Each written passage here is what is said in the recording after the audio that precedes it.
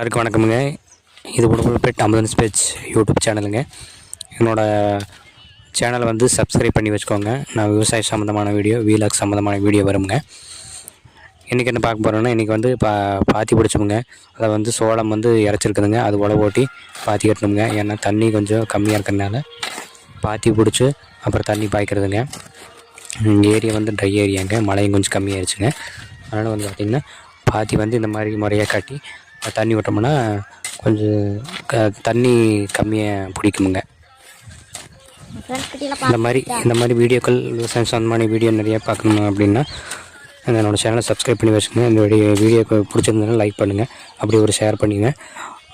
அடுத்து ஒரு நல்ல வீடியோவில் சந்திக்கலாம். நன்றி, வணக்கம்.